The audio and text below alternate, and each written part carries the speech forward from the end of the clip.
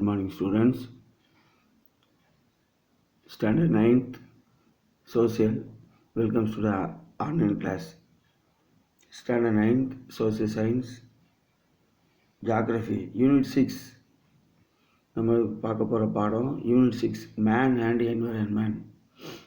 அதாவது மனிதனும் சுற்றுச்சூழலும். அதாவது நான் வாழ்கிற இந்த உலகத்தில் மனிதர்கள் நம்மளை சுற்றி என்னென்ன சூழல்கள் உருவாகி உள்ளது, என்னென்னலாம் அடங்கி இருக்கிறது என்பதை இந்த பாடத்தில் நம்ம பார்க்க போகிறோம்.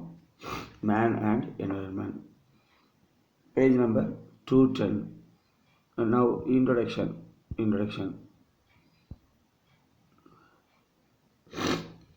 Environment is a set of relationships between man and nature. Man has survived through the ages, dwelling within his surrounding called the environment. அதாவது இந்த சுற்றுச்சூழல் என்று சொல்கிறோம்ல, இது வந்து மனிதனுக்கும் இயற்கைக்கும் உள்ள ஒரு தொடர்பு. அப்போ மனிதன் தொட்டு அதாவது ஒன்றித்து வாழ்கிறத நம்ம இதில் பார்க்குறோம். இதைத்தான் நம்ம சுற்றுப்புறம் சூழல் என்று நம்ம என்ன செய்கிறோம், அழைக்கிறோம். சரியா? அதான் man has survived through the ages, dwelling within his surrounding called the environment. The word environment is derived from the French word environ, meaning encircled of surrounded. அதாவது இந்த சுற்றுச்சூழல் நம்ம சொல்கிறோம்ல, அந்த சொல் வந்து என்விரான் என்ற அந்த ஃப்ரெஞ்சு வேர்டு, பிரெஞ்சு மொழியிலிருந்து என்னது பெறப்பட்டது. சரியா? அப்போ என்விரான் என்பதன் பொருள் வந்து சுற்றுப்புறம். அதை நம்ம பார்க்கணும். Environment meaning encircled or surrounded. Environment included both living, அதாவது biotic and non-living and non-living components. அப்போ சுற்றுச்சூழல் என்பது அதாவது உயிருள்ள உயிரற்ற, உயிரில்லைன்னா லிவிங், உயிரற்றனா என்னது நான் living, biotic abiotic. Right. Now 6.1 man and environment. அப்போ மேன் அண்ட் என்விரான்மெண்ட் இதை பற்றி நம்ம இந்த பேராகிராஃபில் பார்க்குறோம். Early man depended entirely on nature for food. இது உங்களுக்கு தெரியும், நீங்கள் சின்ன கிளாஸில் எல்லாம் நம்ம படிக்கிறீங்க. ஆதி காலத்தில் மனிதர்கள் வந்து அந்த தங்களது உணவு உடை இருப்பிட தேவைக்கு ஏற்பவே அவன் அந்த இயற்கையை சார்ந்து வாழ்ந்திருக்கான். ஆதி காலத்தில் மனிதர்கள் இயற்கையை சார்ந்து வாழ்ந்திருக்கான். அதான் மனிதன் அதாவது ஒரு நிமிர்ந்த நிலை, அதாவது கைகள் மற்றும் அறிவு கூர்மை, சரியா, இந்த மாதிரி செயல்பாடுகள் பிற உயிரினங்கள் மீது ஆதிக்கம் செலுத்தி ஓர் உயிரினை பெற்று மகிழ்ச்சியாக வாழ்ந்து வந்ததை நம்ம இதில் என்ன செய்கிறோம், பார்க்குறோம். Man has enjoyed a dominant position over the other living organisms around him because of his erect posture, hands and intelligence. From the Paleolithic period to the Neolithic period, அதாவது பழைய கற்காலத்திலிருந்து புதிய கற்காலம், பழைய கற்காலத்திலேருந்து எங்கே போகிறான், புதிய கற்காலம். அதான் சொல்கிறோம். From the Paleolithic period to the Neolithic period, man has invented and developed the wheel. சக்கரம் கண்டுபிடிக்கிறான். அது மட்டும் இல்லை, நெருப்பு கருவிகள், fire tools and patterns of agriculture, அதாவது வேளாண் முறைகள் மற்றும் குடியிருப்புகள், அதான் patterns of agriculture and housing to his comfort, which led him to improve the standard of living, making himself technologically advanced. இதெல்லாம் நம்ம இதில் பார்க்குறோம். சரியா? அப்போ நெருப்பு கருவிகள், வேளாண் முறைகள் மற்றும் குடியிருப்புகள் போன்றவற்றை கண்டுபிடித்ததை நம்ம என்ன செய்கிறோம், இதை நம்ம பார்க்குறோம். மேலும் தனது வாழ்க்கை தரத்தை மேம்படுத்திக்கொள்ள உயர் தொழில்நுட்பத்தை என்னது அவன் பயன்படுத்துகிறத பார்க்குறோம் இல்லையா? அதாவது உயர் தொழில்நுட்பத்தையும் என்ன செய்கிறான், பயன்படுத்துகிறான். கேட்டா? அதாவது modern man modified the environment where he multiplied in numbers to increase population and has always extended his territories leading to the exploitation of natural resources. அப்போ நவீன காலத்தில் மக்கள் தொகை பெருக்கத்தினால் அதாவது எல்லையை விரிவுபடுத்துறது. அப்போ இந்த மாதிரி எல்லையை விரிவுபடுத்தும் போது இந்த சுற்றுச்சூழலை மாற்றி அமைக்கிறது இதில் பார்க்குறோம். இதன் காரணமாக இந்த எப்படி சொல்லலாம், இந்த இயற்கை வளங்கள், என்னென்ன இயற்கை வளங்கள்லாம் உண்டோ இதெல்லாம் என்னது இந்த காலத்தில் நம்ம பார்க்குறோம். இது கொஞ்சமாக சுரண்டப்பட்டு வர்றதை நம்ம பார்க்குறோம். சரி, டூ யூ நோ, அதை நம்ம பார்த்தோம்னா த ஸ்டாக்ஹோம் கான்ஃபரன்ஸ், அதாவது 1972ஆம் ஆண்டு ஸ்டாக்ஹோம் மாநாட்டில் மனிதனுடைய சுற்றுச்சூழலை உருவாக்கி வடிவமைக்கிறான் என்று அறிவிக்கப்பட்டதை நம்ம அதில் பார்க்குறோம். அதான் 1972 declared man as both a creator and molder of his environment. The Earth Summit, formerly known as the United Nations Conference on Environment and Development, அதாவது UNCED, நம்ம இதில் பார்த்தோம்னா அந்த உச்சி மாநாடு ஐக்கிய நாடுகளின் சுற்றுச்சூழல் மற்றும் வளர்ச்சி மாநாடு என்று அதுக்கு பெயர். அதான் United Nations conference on environment and development. இது எங்கே நடந்ததுன்னா ரியோ டி ஜெனிரோ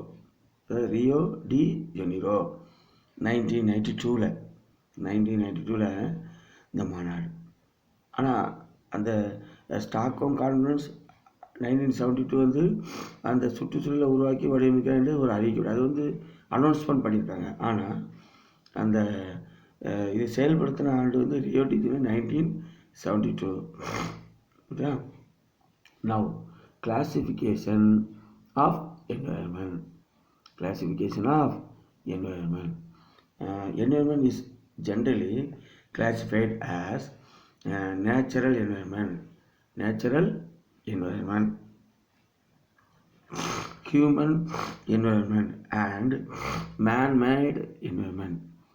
அப்போ இயற்கை சுற்றுச்சூழல், மனித சுற்றுச்சூழல், மனிதனால் உருவாக்கப்பட்ட சுற்றுச்சூழல். இயற்கை சுற்றுச்சூழல், மனித சுற்றுச்சூழல், மனிதனால் உருவாக்கப்பட்ட சுற்றுச்சூழல். அதான் கிளாசிஃபிகேஷன். இது படத்தை பார்த்தீங்கன்னா உங்களுக்கு தெரியும் இல்லையா? படத்தை பார்த்தீங்கன்னா உங்களுக்கு என்னது தெரியும் இல்லையா? இதில் என்ன இருக்குது, காம்பனன்ட்ஸ் ஆஃப் என்விரான்மெண்ட். அப்போ நேச்சுரலில் என்னதான் இருக்குது, land, air, water, creature. Then human என்விரான்மெண்ட்டில் என்னெல்லாம் இருக்குது, political, economic, education, religion, community, family, last individual. அதையும் நம்ம பார்க்குறோம். மேன்மேடு என்விரான்மெண்ட்டில் என்ன இருக்குது, buildings, parks, bridge, road, industries, monuments, இதெல்லாம் நம்ம பார்க்குறோம். அப்போ மனிதனால் உருவாக்கப்பட்ட சுற்றுச்சூழல் என்னென்ன செயல்பாடுகள் என்னென்னலாம் நடக்குது, அதே போல் ஹியூமன் என்விரான்மெண்ட்டில் என்னென்னலாம் நடக்குது, நேச்சுரல் என்விரான்மெண்ட்லாம் என்னென்ன அப்படின்னு சொல்லி நம்ம இந்த காம்பனன்ட்ஸ், கிளாசிஃபிகேஷன் இதெல்லாம் நம்ம பார்க்குறோம். Right, now explain natural environment. Earlier we have learnt about the natural components of environment such as lithosphere, atmosphere, hydrosphere and biosphere. இல்லையா? பயோஸ்பேர் நம்ம பார்க்குறோம். அதாவது ஏர்லியர் நம்ம பார்க்கணுன்னா இந்த சுற்றுச்சூழல் இயற்கை கூறுகளை இது என்னெல்லாம் பார்க்குறோம், நிலக்கோளம், நீர்க்கோளம், வாயுக்கோளம், இதெல்லாம் சேர்த்து மற்றும் உயிர்கோளம் ஆகியவற்றை பற்றி நம்ம இது ஏர்லியராக நம்ம இதை ஏற்கனவே பார்த்துருக்குறோம். அப்போ இந்த சாப்டரில் பார்க்கும்போது மனிதனை பற்றியும் மனிதனால் உருவாக்கப்பட்ட கூறுகளை பற்றியும் தான் நம்ம என்ன செய்கிறோம் பார்க்குறோம் இந்த natural என்விரான்மெண்ட்டில். In this chapter we will study about the human and man-made components in a detailed manner. B. மனித சுற்றுச்சூழல், human environment. Human environment is defined as the interaction between man as an individual with his family, occupation, and society. It is also related to various cultural aspects such as education, religion, economics, and politics. And politics. அதாவது இந்த மனித சுற்றுச்சூழல் என்பது ஒரு மனிதன், அவனது குடும்பம், தொழில் மற்றும் சமூகம் இதில் தொடர்புள்ள தான் நம்ம மனித சுற்றுச்சூழலில் நம்ம பார்க்குறோம். சரியா? அது மட்டும் இல்லை, கல்வி, மதம், பொருளாதாரம், அரசியல் இதையும் நம்ம இதில் என்ன செய்கிறோம், பார்க்குறோம். It is also related to various cultural such as education, religion, economics, and politics. Now, man-made environment. Man-made environment. See, man-made environment. Man-made environment has been created by man himself for the purpose of fulfilling his needs and to make his life more convenient and easy. இந்த மனிதனால் உருவாக்கப்பட்ட இந்த சுற்றுச்சூழல் வந்து தனது தேவைகளை பூர்த்தி செய்து கொள்ள மனிதன் தன் வாழ்க்கைக்கு ஏற்றாற் போல இதை உருவாக்கியிருக்கணும் இல்லையா? அதாவது எடுத்துக்காட்டாக சொல்ல போனோம்னா, for example building, transport, park, industry, monument extra இல்லையா? இதெல்லாம் எக்ஸாம்பிள் நம்ம பார்க்குறோம். தன்னுடைய வாழ்க்கைக்கு ஏற்ற மாதிரி இதெல்லாம் இது உருவாக்கியிருக்கிறான். அப்போது இயற்கை சூழலுக்கும் மனிதனுக்கும் இடையே உள்ள ஒரு சமநிலையை ஏற்படுத்துகிறத நம்ம இதில் என்ன செய்கிறோம், பார்க்குறோம். அதான் சொல்கிறேன், availability of resources, development in technology, alternate means of fulfilling the increasing demand created by the growing population and other man-made features. அப்போ தேவைக்கேற்பாக தன்னுடைய வளங்களையும் உருவாக்கியிருக்கான், வழிமுறைகளையும் உருவாக்கியிருக்கலாம், பலவற்றை என்ன செஞ்சுருக்கான், கண்டறிஞ்சிருக்கான் இல்லையா? ரைட். இதை கண்டு அதை ஃபாலோ பண்ணியிருக்கான் இல்லையா? அதை ஃபாலோ பண்ணுறதை நம்ம என்ன செய்யணும், பார்க்கணும். நான் 6.2 population.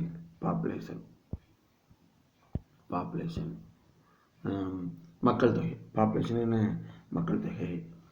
Can you imagine a world without human beings? அதாவது ஒரு கற்பனை பண்ணி பார்க்கணும். அதாவது மனிதனே இல்லாமல் இந்த மாதிரி மனித இனம் இல்லாத ஒரு உலகம் எப்படி இருக்கும் அப்படின்னு சொல்லி. Human beings are important to develop the economy and society இல்லையா? அப்போ ஹியூமன் பீயிங்ஸ் ஆர் இம்பார்ட்டன்ட். அப்போ இந்த பொருளாதார மற்றும் இந்த சமூக வளர்ச்சிக்கு மனிதனும் மிக முக்கியமான ஒரு உறுப்பு, ஒரு இல்லையா? அப்போ ரொம்ப முக்கியமானது. Human beings are important to develop economy and society. The Latin word populous means people. Population is the total number of people living together in a particular place at the given point of time. அப்போ மக்கள் தொகையை நம்ம பார்க்குறோம். இது வந்து populous என்ற அந்த Latin சொல்லிலிருந்து பெறப்பட்டது. அப்போ பாப்புலஸ்னால் மக்கள் என்று பொருள். அப்போ ஒரு குறிப்பிட்ட இடத்துல ஒரு குறிப்பிட்ட காலத்தில் வாழ்கிற மொத்த மனித எண்ணிக்கை தான் என்னது, மக்கள் தொகை அப்படின்னு நம்ம சொல்கிறோம் இல்லையா? Population is the total number of people living together. நான் ஒரு குறிப்பிட்ட இடத்தில் ஒரு குறிப்பிட்ட காலத்தில் வாழும் மொத்த மக்களின் எண்ணிக்கை தான் என்னது, மக்கள் தொகை. A particular place at the given point of time. அப்போ டெமோக்ராஃபி, வாட் இஸ் டெமோக்ராஃபின்னு பார்க்குறோம். அது மக்கள் தொகையியல். What is demography? In ancient Greek, demos means people and graphis means study of measurement. So, demography is the statistical study of human population. பழங்காலத்தில் இந்த கிரேக்க மொழியில் அதாவது டெமோஸ் என்று அப்படி சொல்லியிருக்காங்க. அப்போ டெமோஸ்னால் மக்கள், கிராஃபிக்ஸ்னால் என்னது, கணக்கிடுதல். அப்போ மக்கள் தொகையியல் என்னது, இந்த மக்கள் தொகையை கணக்கிடுற அந்த பேருக்கு தான் என்னது, டெமோக்ராஃபி இல்லையா? மக்கள் தொகையியல், demography. Right. Now 6.3 2.1 population growth, மக்கள் தொகை வளர்ச்சி. பாப்புலேஷன் growth, மக்கள் தொகை வளர்ச்சி. It is easy to add but difficult to maintain. Population is a dynamic phenomenon where the number, distribution and composition are constantly changing. Human population increases as babies are born and decreases as people die. ஒரு குறிப்பிட்ட காலத்தில் ஒரு குறிப்பிட்ட இடத்தில் வாழும் மக்களின் எண்ணிக்கையின் அதிகரிப்பு தான் என்னது? மக்கள் தொகை வளர்ச்சி அப்படின்னு நம்ம சொல்கிறோம் இல்லையா? மக்கள் தொகை வளர்ச்சியை நம்ம அப்படி பார்க்குறோம். இந்த மக்கள் தொகை வளர்ச்சி என்பது பிறப்பு மற்றும் குடியிரு. பிறக்கிறாங்க, அங்கே செட்டில் ஆகிறாங்க இல்லையா? இதன் காரணம் மக்கள் தொகை அதிகரிக்கிறது. அப்போ இறப்புன்னு ஒன்று இருக்குது. இறப்பு மற்றும் குடியேற்றம், அதாவது எமிக்ரேஷன். அதாவது இமிக்ரேஷன்னா பிறக்காங்க, அங்கே அந்த செட்டில் ஆகிறாங்க, குடியிருக்காங்க, அப்படி மக்கள் தொகை வளருது. எமிக்ரேஷன்னா இறப்பு மற்றும் குடியேற்றம். இறந்தும் போகிறாங்க, அப்படி ஃபேமிலி வந்து இறப்பு நிமித்தமாக அங்கே போகிற இடத்துல அங்கே செட்டில் ஆகிறாங்க. எமிக்ரேஷன் காரணமாக மக்கள் தொகை என்ன செய்யுது?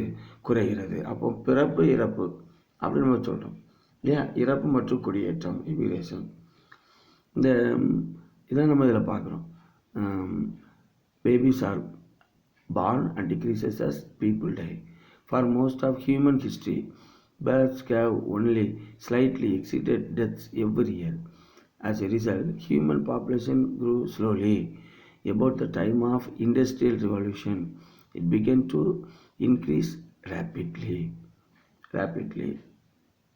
Now, natural increase of population is the difference between the birth rate and death rate. In fact, population is always increasing, but only in very rare cases. It may decrease through natural or man-made disasters such as famine, landslides, earthquakes, tsunami, epidemics, extreme weather conditions and war.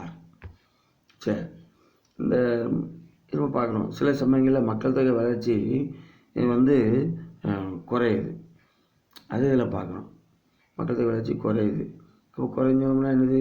இந்த பஞ்சம் ஏற்படுதில் குறையிற தன்மை, நிலச்சரிவு ஏற்படுது, பூமி அதிர்ச்சி, tsunami ஏற்படுது, இந்த மாதிரி சில அழிவுகள், இந்த மாதிரி காரணங்களால் மக்கள் தொகை வளர்ச்சி வந்து என்னது? குறைகிறது. அப்போ மக்கள் தொகை வளர்ச்சி வந்து பிறப்பு விகிதத்திற்கும் இறப்பு விகிதத்திற்கும் இடையுள்ள வேறுபாடு, அப்படித்தானே? இப்போ மக்கள் தொகை எப்போதும் அதிகரித்து கொண்டே இருக்கும் அப்படின்னு நம்ம சொல்ல முடியாது. எப்போதும் குறைந்து கொண்டிருக்கும் என்னது சொல்ல முடியாது. ஒரு ஏற்றத்தாழ்வு உருவாகும். சரி, population change refers to an increase or decrease in the population of an area influenced by the number of births, deaths and migration. The population of the world doubled from 500 million to 1650 to 1000 million in 1850. The projected population for 2025 and 2050 is about 8 billion and 9 billion respectively. இந்த மக்கள் தொகையில் மாற்றம் இதை நம்ம பார்க்குறோம். ஒரு இடத்துல வளர்ச்சி அதிகரிப்பு அல்லது குறையும், இதை நம்ம குறிக்குது இல்லையா? Change refers to increase or decreases in the population of an area influenced by the number of births, deaths and migration. இடம்பெயர்ந்து போகிறாங்க, ஒரு இடத்துலேருந்து இன்னொரு இடத்துக்கு என்னது? இடம்பெயர்ந்தும் போகிறாங்க. இது வந்து ஒரு கணக்கு. 500 மில்லியனாக இருந்த இந்த மக்கள் தொகை வளர்ச்சி கண்டதை பார்க்குறோம். இது வந்து 8 பில்லியன் மற்றும் 9 பில்லியனாக வளர்ச்சி என்று புவியியலர்கள் வந்து சொல்கிறாங்க. இப்போ 2050 இன்னும் அதிகமாக ஆகும் அப்படின்னு சொல்லி. லாஸ்ட் பேர் என்ன சொல்லுது? Population growth refers to an increase in the number of people who reside in a particular area during a particular period. இந்த பிறப்பு மற்றும் இமிக்ரேஷன், அந்த குடியிறக்கம், பிறப்பு மற்றும் குடியிறக்கம், இமிக்ரேஷன் காரணமாக மக்கள் தொகை அதிகரிக்க நம்ம பார்க்கோம். இறப்பு மற்றும் குடியேற்றம், அதாவது எமிகிரேஷன், இறப்பு மற்றும் குடியேற்றம் காரணமாக மக்கள் தொகை குறைகிறது அப்படின்னு நம்ம பார்க்குறோம். அப்போது பிறப்பு மற்றும் குடியிறக்கம்னா இமிகிரேஷன், இறப்பு மற்றும் குடியேற்றம்னா என்னது? எமிகிரேஷன். காரணம் மக்கள் தொகை என்னது? குறைகிறது. இப்போ சென்சஸ்னால் மக்கள் தொகை கணக்கெடுக்கிறத நம்ம பார்க்குறோம். சென்சஸ் மக்கள் தொகை கணக்கெடுப்பு. மக்கள் தொகை கணக்கெடுப்பு எப்போம்னா, census is an official enumeration of population carried out periodically. It records information about the characteristics of population such as age, sex, literacy and occupation. அதாவது மக்கள் தொகை பற்றி கணக்கெடுப்பு பல தகவல்களே நமக்கு சொல்லுது இல்லையா? அப்போ இந்த மக்கள் தொகை கணக்கெடுப்பில் நம்ம என்ன பார்க்குறோம்னா, வயது, அப்புறம் பாலினம், கல்வியறிவு விகிதம், தொழில் போன்ற விவரங்கள்லாம் இதில் என்னது அடங்குது நம்ம பார்க்குறோம். இது நம்ம அடங்குது பார்க்குறோம். அதாவது different countries of the world conducts census every 5 to 10 years as recommended by the United Nations. The first known census was undertaken nearly 6,000 years ago by the Babylonians in 3800 BC. அதாவது ஐக்கிய நாடுகள் சபையில் இப்படி அவங்க சொன்னதுனால பல உலக நாடுகளில், அதாவது ஒவ்வொரு நாட்டிலையும் எப்படி சொல்ல போனோம்னா 5 அல்லது 10 ஆண்டுகளுக்கு ஒரு முறை மக்கள் தொகை கணக்கெடுப்பு நடக்குது. இந்தியாவில் 10 ஆண்டுகளுக்கு ஒரு முறை நடக்குதை நம்ம பார்க்குறோம். சரியா? இந்தியாவில் 10 ஆண்டுகளுக்கு ஒரு முறை தான் நம்ம பார்க்குறோம். Right?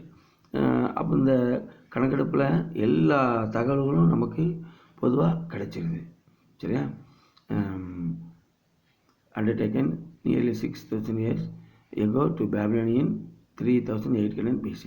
Denmark was the first country in the modern world to conduct the census. அப்போ முதல் மக்கள் தொகை கணக்கெடுப்பு அப்படின்னு நம்ம பார்த்தோம்னா டென்மார்க். இது ஒன்று வேர்டில் கேட்க வாய்ப்பு இருக்குது, பார்த்துக்கோங்க. Denmark. In India, the first census was carried out in the year 1872. 1872 ஆண்டில் தான் முதலாக இந்தியாவில் மக்கள் தொகை கணக்கெடுத்திருக்காங்க. இது முக்கியமான ஒரு பாயிண்ட். சென்சஸ் have been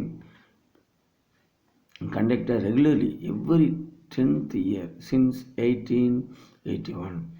இந்தியாவில் முதல்ல மக்கள் தொகை கணக்கு 1872. ஆனால் நடைமுறையில் பார்க்கும்போது 1881 வருஷம்தான், அதாவது 10 வருஷத்துக்கு முறை கணக்கெடுக்கிற முறையை ஃபாலோ பண்ணியிருக்காங்க. The Indian census is the most comprehensive source of demography. அப்போது இந்த இந்திய மக்கள் தொகை கணக்கெடுப்பு மக்கள் தொகையை பற்றி சமூக பொருளாதார விவரங்களை விரிவாக அளிக்கும் ஆதாரமாக திகழ்கிறதா நம்ம இதில் பார்க்குறோம் இல்லையா? The Indian census is the most comprehensive source of demographic,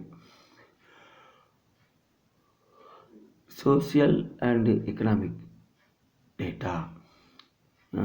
Have you ever seen a census report? Check in your library. அதாவது நம்ம நூலகத்தில் தேடி பார்த்தோம்னா மக்கள் தொகை கணக்கெடுப்பை பற்றி தகவல்களை குறிப்பீடுகளை நம்ம பார்க்கலாம் அப்படின்னு இதில் சொல்கிறோம். தென்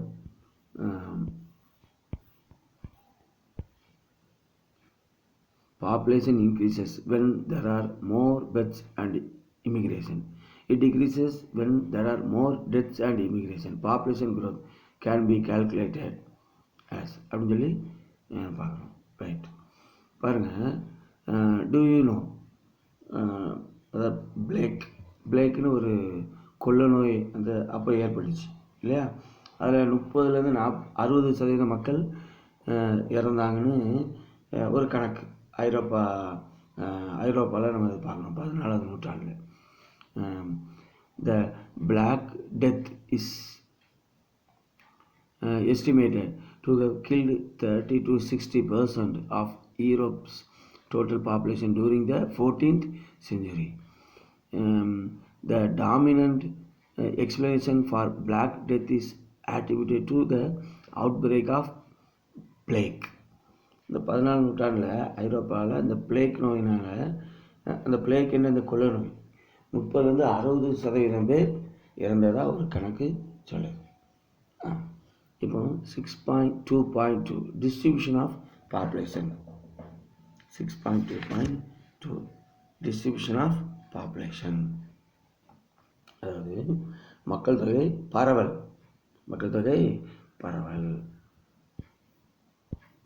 distribution of population. Population distribution refers to the way in which people are spread out across the earth's surface. The world population is not uniformly distributed owing to the following factors. அதாவது மக்கள் தொகை பரவல் நம்ம பார்க்கணும்னா சில காரணிகள். Number 1 physical factors, இயற்கை காரணிகள். ஹிஸ்டாரிக்கல் ஃபேக்டர்ஸ், வரலாற்று காரணிகள். எக்கனாமிக் ஃபேக்டர்ஸ், பொருளாதார காரணிகள். இப்படி 3 வகையான காரணத்தை நம்ம பார்க்குறோம். இது முக்கியமான கொஸ்டின். Physical factors. ஃபிசிக்கல் எடுத்துக்கிட்டால் include temperature, rainfall, soil, relief, water, natural vegetation, distribution of minerals and availability of energy resources. இல்லையா? வெப்பநிலை, மழை, மண், இந்த மாதிரி நிலத்தோற்றம், இயற்கை தாவரங்கள். இப்படி பார்க்கும்போது மக்கள் தொகை பரவலுக்கு இயற்கை காரணிகள் இது ஒரு காரணம். இல்லையா? மக்கள் தொகை பரவலுக்கு இயற்கை காரணம். இது ஃபிசிக்கல். ஹிஸ்டாரிக்கல் ஃபேக்டர்ஸ் அப்படின்னு போனோம்னா அதாவது ரீஜன்ஸ் வித் ஹிஸ்டாரிக்கல் இம்பார்ட்டன்ஸ், அதாவது river valley civilisation, war and constant invasion fall under historical factors responsible for population distribution. அதாவது வரலாற்று முக்கியத்துவம் வாய்ந்த பகுதிகள்னு சொல்லலாம். ஆற்றங்கரை நாகரிகங்கள். இது வந்து போர் மற்றும் தொடர் ஆக்கிரமிப்புகள். இதெல்லாம் மக்கள் தொகை பரவலுக்கான முக்கிய வரலாற்று காரணம் அப்படின்னு நம்ம சொல்கிறோம். தென் எக்கனாமிக் ஃபேக்டர்ஸ்னால் பொருளாதார காரணிகள். educational institutions, employment opportunities, manufacturing industries, luxuries, amenities, trade and commerce, and other facilities encourage dense population in an area. பொருளாதார காரணிகள்லாம் பார்க்கும்போது கல்விக்கூடங்கள் இருக்கிறத பார்த்து மக்கள் அங்கே செட்டில் ஆகிறாங்க. வேலைவாய்ப்பு வசதி இருக்கும்போது மக்கள் அங்கே செட்டில் ஆகிறாங்க. இந்த மாதிரி தொழிற்சாலைகள், வியாபாரம், வணிகம் மற்றும் பிற வசதிகள் இது வந்து மக்கள் தொகை பரவலுக்கு காரணமாக அமைஞ்சதை நம்ம பார்க்குறோம். அப்போ மக்கள் தொகை பரவலில் இயற்கை காரணிகள், வரலாற்று காரணிகள், பொருளாதார காரணிகள் அப்படி நம்ம பார்க்குறோம். தென் 6.2.3 டென்சிட்டி ஆஃப் பாப்புலேஷன், அதாவது மக்கள் தொகை அடர்த்தி. எங்கெங்கே மக்கள் தொகை அடர்த்தி அப்படின்னு பார்த்தோம்னா அதாவது மக்கள் தொகை அடர்த்திங்கும்போது அவங்களுக்கு ஏற்ற சூழ்நிலைக்கு ஏற்ற மாதிரி மக்கள் அதிகமாக வாழ்கிற பகுதியில் மக்கள் அதிகமாக இருக்காங்க. Density of population refers to the number of people living per square kilometre. An area is said to be sparsely populated when it has a large area with less number of people. Similarly, the area with a large number of people is said to be densely populated. நீங்கள் அதுக்கு மேலே பார்க்க do you know பார்க்குறது ரொம்ப முக்கியம்.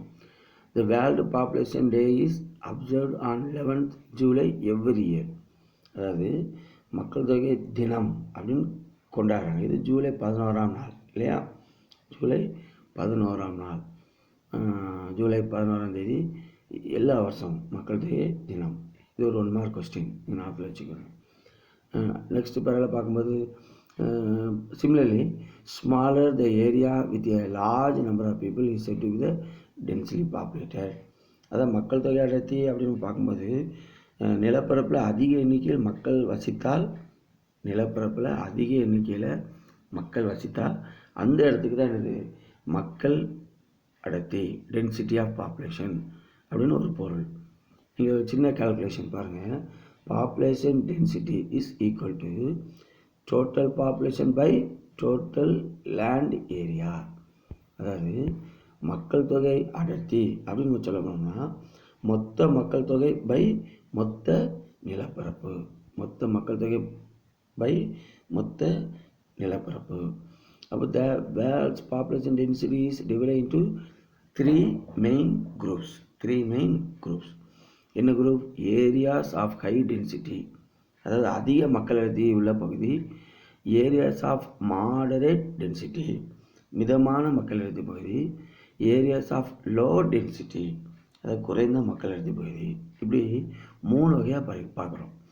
அப்போ areas high டென்சிட்டியில் என்னது? above 50 people per square kilometer. எந்தெந்த இடத்துலலாம்? East Asia, South Asia, North West Europe and Eastern North America. Areas of moderate density, அதாவது மிதமான மக்கள் அடர்த்தி என்னது? 10 to 50 people per square kilometer. The subtropical regions like Angola, Congo, Nigeria and Zambia in Africa. Areas of low density less than 10 people per kilometer, அதாவது குறைந்த மக்கள் அடர்த்தி கொண்ட பகுதி. ஒரு சதுர கிலோமீட்டர் நிலப்பரப்பில் 10க்கும் குறைவான மக்கள் அடர்த்தி, குறைந்த மக்கள் அடர்த்தி நம்ம சொல்கிறோம். எடுத்துக்காட்டாக நம்ம என்ன சொல்லலாம்? Central Africa, western Australia, northern Russia, Canada etcetera. சரியா? ரைட். இப்போ நம்ம டென்சிட்டி ஆஃப் பாப்புலேஷன் நம்ம பார்த்தோம். இந்த டேபிளும் உங்களுக்கு இதை பற்றி நல்லா கிளியராக சொல்லணும். நம்ம the population data of the 5 most densely populate districts of Tamil Nadu is given below. சென்னையில், காஞ்சிபுரத்தில், வெள்ளூர், திருவள்ளூர், சேலம், இதில் பாப்புலேஷன் எந்தெந்த சென்சஸ் அந்த கணக்கெடுத்து 2011 கணக்கெடுத்ததை இதில் மென்ஷன் பண்ணியிருக்காங்க. இதில் நீங்கள் இந்த மாதிரி பார்த்துக்கலாம். மக்கள் தொகை அடர்த்தியை பற்றி நம்ம இதெல்லாம் விரிவாக பார்க்கலாம். Then now the class is over. We see the next class.